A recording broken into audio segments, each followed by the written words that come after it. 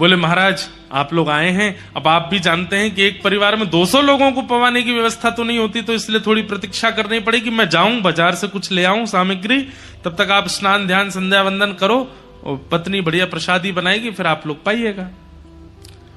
कुंवर जी महाराज तुरंत घर से निकल करके गए, जो नगर सेठ थे उनके पास गए और नगर सेठ जी से जाकर के कहा कि आप मुझे कुछ धनराशि दे दीजिए। नगर सेठ जी बोले भाई पिछली धनराशि तो अभी तक चुका नहीं पाए तुम, और कितनी धनराशि चाहिए तुमको? बोले 200 लोगों को प्रसाद पवाना है, उतनी धनराशि चाहिए।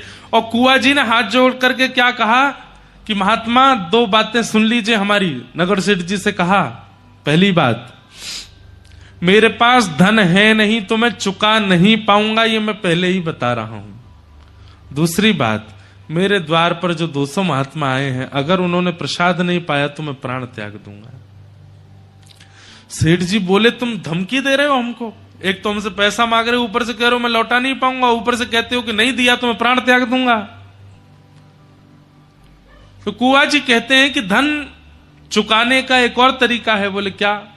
आप मुझसे अपने घर में कोई काम करवा लीजिए, मुझसे परिश्रम करवा लीजिए और उस परिश्रम के बदले मुझे 200 महात्माओं को प्रसाद पवाने के लिए धन दे दीजिए।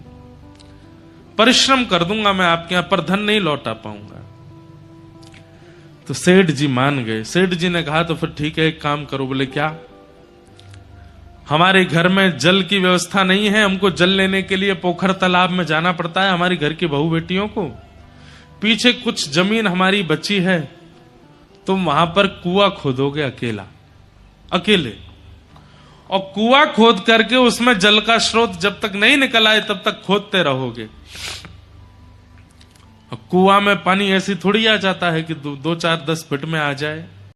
शर्त है तुम और तुम्हारी पत्नी, तुम ही दोनों कुआं बनाओगे। कुंवर जी बोले मुझे स्वीकार है, पर अभी मुझे धन दे दीजिए, मुझे संतों की सेवा करनी।